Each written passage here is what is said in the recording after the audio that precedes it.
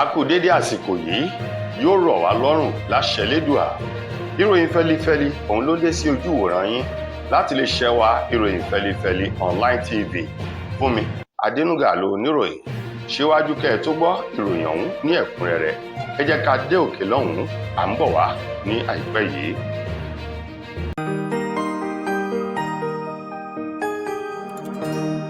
Ìròyìn fẹ́lifẹ́li TV, àjààbálẹ̀ làwọn ìròyìn ti wà, máa wò lóòrèkóòrè.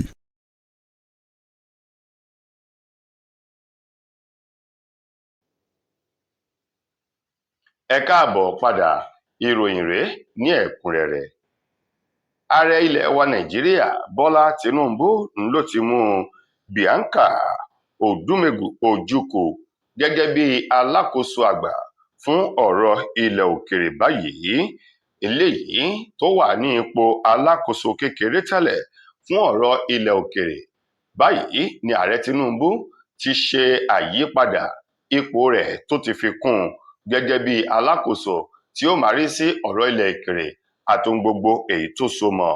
Tẹ́lẹ̀tẹ́lẹ̀, ambassador Yusuf Tugar lẹni tó wà ní ipò ọ̀hún ní ìgbà tí Bianca tó wà ní abẹ́ rẹ̀, ṣùgbọ́n ní gẹ́rẹ́ tí ambassador Yusuf Tugar tó kọ ìwé láti fipò sílẹ̀ gẹ́gẹ́ bí alákòóso ọ̀rọ̀ ilẹ̀ òkèrè láti lè lọ gbájúmọ́ ipò gómìnà èyí tó ń dù ní ìlú rẹ̀, ní ààrẹ ilẹ̀ yìí Tinubu ló ti mú àyípadà àtúnṣe bá ẹ̀ka iléeṣẹ́ ọba tó ń rí sí ọ̀rọ̀ ilẹ̀ òkèrè ló ti mú bá a lọ́wọ́ kan, èyí tó mú Bianca Odumegu Ojukwu gẹ́gẹ́ bí alákòóso àgbà fún ọ̀rọ̀ ilẹ̀ òkèrè, nígbà tí ààrẹ Bọ́lá Tinubu ti mú ọ̀gbẹ́ni Ṣọlá Ẹnìkanòláyé láti ìpínlẹ̀ Enugu gẹ́gẹ́ bí alákòóso kékeré fún ọ̀rọ̀ ilẹ̀ òkèrè. Eyín ẹni tó wà gẹ́gẹ́ bí olùrànlọ́wọ́ pàtàkì sí tẹ́lẹ̀tẹ́lẹ̀ lórí ọ̀rọ̀ èyí tó ní ṣe pẹ̀lú ilẹ̀ òkèrè, òun ni Tinubu ti mú fún alákòóso báyìí. Eyín Minister of State Affairs òun ni Ẹnìkanòláyé ló wà. Láìpẹ́ yìí náà ni ìròyìn náà ti fi léde òwe pé Tinubu ti mú orúkọ ẹlòmíín gẹ́gẹ́ bí alákòóso fún ọ̀rọ̀ agbára ilẹ̀ yìí. Ó ti fi orúkọ rẹ̀ ṣọwọ́ sí àwọn ọmọ ilé ìgbìmọ̀ aṣòfin àgbà fún ìwádìí síwájú kí wọ́n tó kéde láti fi sí ipò. Èyí ló wá gẹ́gẹ́ bí ìròyìn ayọ̀ àti ìdàgbàsókè èyí tó dé bá ìpínlẹ̀ Ògùn, gẹ́gẹ́ bí ìròyìn ọ̀hún ti jáde látọwọ́ àjọ tó ń ṣe kò kárí ilẹ̀ hajj ní lílọ láti ìpínlẹ̀ Ògùn sọ wípé ẹ̀rọ bàálù yóò gbéra láti pápákọ̀ òfurufú Gateway International èyí tó wà ní ìlú Rẹ́mọ ní ìpínlẹ̀ Ògùn láti kó àwọn alálàájà tọdún 2026 lọ sí ilẹ̀ mímọ́ hajj báyìí ní ọjọ́ kẹta tí í ṣe ọjọ́ Sunday nínú oṣù karùn-ún ọdún tá a wà nínú rẹ̀ yìí. Àjọ èyí tó ń rí sí ọ̀rọ̀ alálàájì ní ìpínlẹ̀ Ògùn ni wọ́n fi ìròyìn ayọ̀ náà léde wípé èyí yóò wà nínú àkọsílẹ̀ wípé ìgbà àkọ́kọ́ èyí tí ẹ̀rọ bàálù yóò gbéra láti ìpínlẹ̀ Ògùn kó àwọn ènìyàn lọ sí ilẹ̀ mímọ́ Saudi Arabia fún ìrìnàjò hajj ti ọdún 2026, lẹ́yìn tí àwọn àjọ tí wọ́n rí sí ìgbòkègbodò ọkọ̀ òfurufú àti pápákọ̀ òfurufú tí wọ́n fi ìdí rẹ̀ múlẹ̀ wípé bàálù lè gbéra láti pápákọ̀ òfurufú ọ̀hún ti ṣe ti Gateway, bẹ́ẹ̀ sì ré ó lè balẹ̀ gùdẹ̀ síbẹ̀ ní ìgbàkigbà yòówù èyí tó bá wù ú.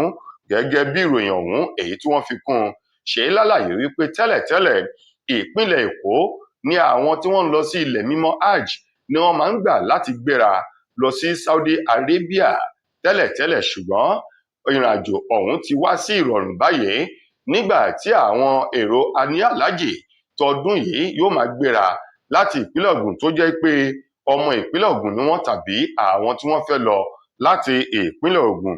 Bákan náà ni àjọ tó ń ṣe kò kárí ilẹ̀ mímọ́ hajj kéde wípé nílùú Àbújá, Kogi àti ìpínlẹ̀ Nasarawa ọjọ́ kẹta ọjọ́ Sunday nínú oṣù karùn-ún ọdún yìí iná ni wọn yóò gbéra pẹ̀lú àwọn ti ìpínlẹ̀ Ògùn, nígbà tí àwọn tí wọ́n rí sí ètò ìlera àti ohun tó wà pẹ̀lú àmójútó àwọn alálàájì tí àwọn ti gbéra ní ọjọ́ ìṣẹ́gun tí í ṣe ọjọ́ 28 oṣù kẹrin ọdún tá a wà yìí lọ tẹ́lẹ̀ dè wọ́n ní ìlú Mẹ́kà lọ́hùn-ún.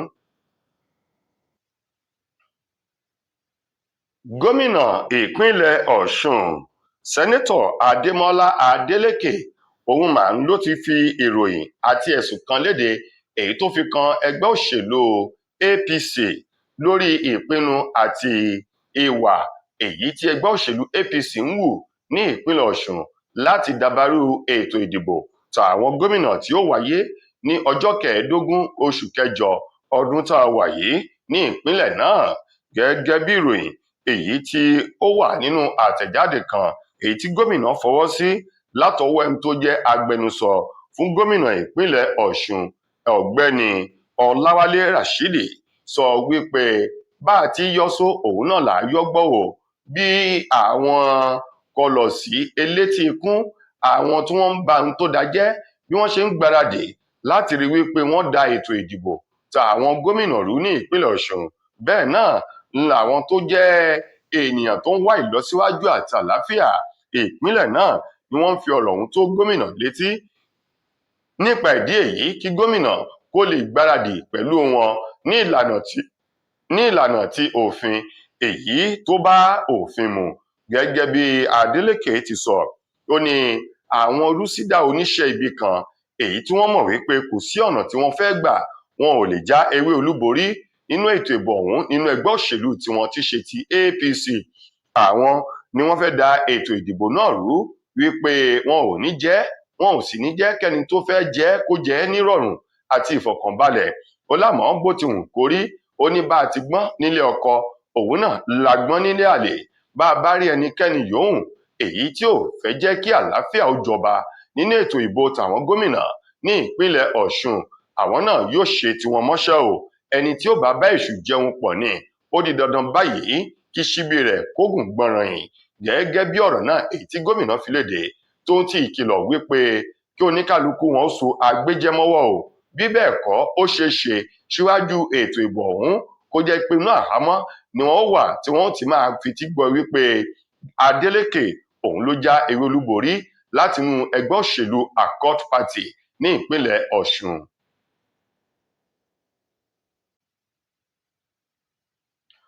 Ọwọ́ iléeṣẹ́ ọlọ́pàá ti ìpínlẹ̀ Ọ̀yọ́ ló ti tẹ àwọn afurasí ọmọ ẹlẹ́gbẹ́ òkùnkùn kan tí wọ́n lọ bíi 16 látinú ọgbà gbogbonìṣe èyí tó wà ti ìlú Ìbàdàn.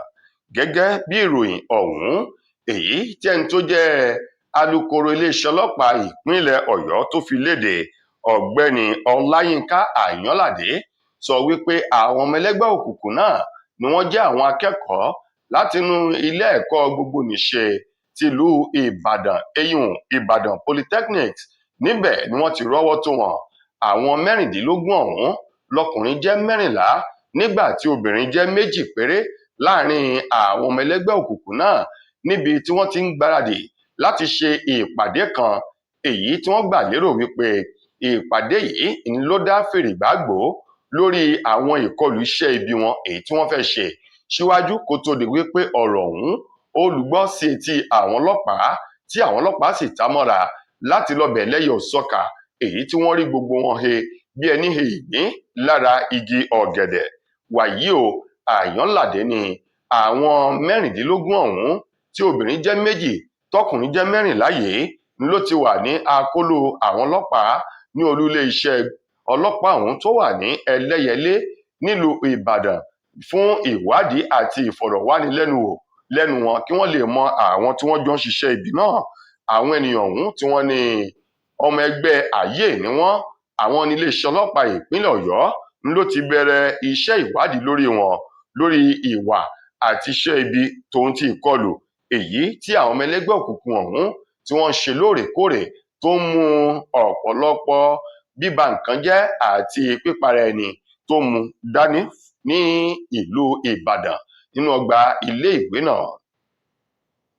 Lákòótán nínú ìròyìn wa fún ti tòní, ènìyàn kan tí máa ń ta àgbo tó sì máa ń polówó lórí ìkànnì ayélujára Ẹniọlá Fágbèmí èyí tí gbogbo ènìyàn mọ̀ sí Sisi Alágbo, òun mà ló ti tọrọ àforíjì báyìí lọ́wọ́ gbogbo ọmọ orílẹ̀-èdè Nàìjíríà, àwọn olólùfẹ́ rẹ̀, àwọn oníbàárà tó fi mọ́ àwọn mọ̀lẹ́bí rẹ̀ lórí ìwà kan èyí tó dójú tini tó kù díẹ̀ káàtó èyí tó wò láìpẹ́ yìí.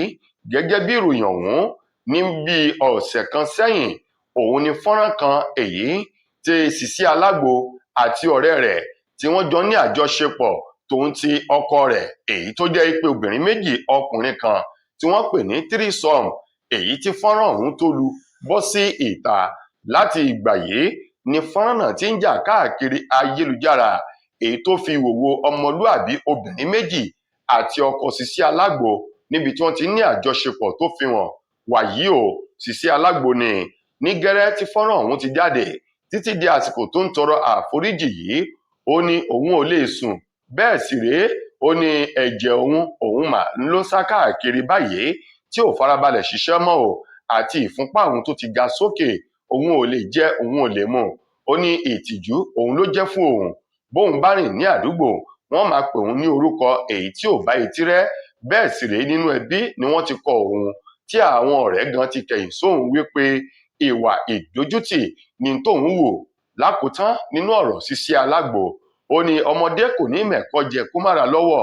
Ó ní àṣìṣe ńlá gbà ní ìrìnàjò àti ìwà náà ló jẹ́ fún òun. Nípa ìdí èyí, ó tọrọ àforíjì lọ́wọ́ gbogbo ọmọ orílẹ̀-èdè Nàìjíríà láti dákúndábọ̀ foríjì fún ìwà kò tọ́, ìwà ìdójútì èyí tí òun wò wípé irú rẹ̀ kò tún ṣọmọ mọ́ lọ́wọ́ òun. Gẹ́gẹ́ bí ọ̀rọ̀ tó ti ẹnu Ẹniọlá Fágbèmí tí a mọ̀ sí Sisi Alágbo tó ti ẹnu rẹ̀ jáde. Tó ẹ̀yin ará, ìròyìn wa kò ní jù báyìí lọ fún ti tòní. Títí di ìgbà míì tẹ́ máa láǹfààní láti gbọ́ tòun mí nílé iṣẹ́ wa. Mo gbà ní àdúrà wípé ilé wa ọ̀nà nínà wá. Fúnmi Adénúgà lẹni tó mú ròyìn wá sí ojú wòran yín. Ẹ ṣeun fún ìfẹ́ tẹ́ ẹ ní sí wa. Ire o.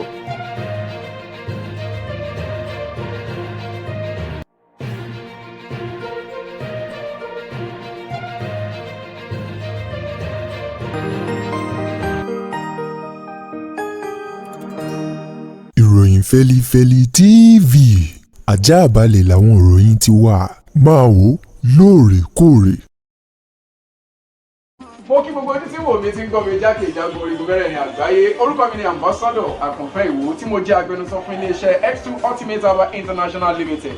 Níléeṣẹ́ wa ń bì láti màmọ̀ dájú nǹkan kan tí eléyìnbó ń pè ní Health is Wealth, ìlera lọ́rọ̀. Kì í ṣàfẹnujẹ́ nìkan tá a bá ń gbọ́ ní sétí, torí gbogbo lọ́gbọ̀n àwọn èèyàn ni wọ́n ń kojú àìsàn tí a pè ní ìfúnpá gíga. Ìdí nìyí tí iléeṣẹ́ X2 Ultimate Herbal fi ṣètò oògùn ìfúnpá gíga fún ní powder àti ní olómi.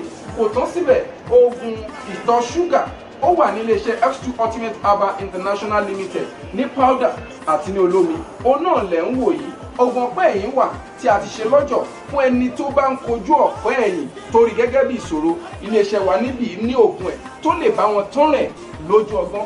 Bákan náà, ogunlọ́gọ̀ àwọn èèyàn ni wọ́n jẹ́ oníbìísí tí wọ́n ti rora wọn pín wípé Ọlọ́run ò lè ṣe, ṣùgbọ́n tó jẹ́ pé àìsàn kan sómìíràn ní kọjú ọmọ bíbí wọn. Ó wà ní iléeṣẹ́ X2 Herbal International Limited fún ìwòsàn fún àwọn oníbìísí. Kò tán síbẹ̀ o, a ní ọ̀pọ̀lọpọ̀ oògùn tí a ṣe létò fún ẹni tó bá jẹ́ ẹni tó bá ní ikùn gbẹ̀ndù tó jẹ́ pé ọ̀rá ti pọ̀ jù lára ẹ̀. Ó máa bá wa burn fat, a pè ní X2 burn fat fún obìnrin àti fún ọkùnrin. Bákan náà, ní iléeṣẹ́ X2 Ultimate Herbal International Limited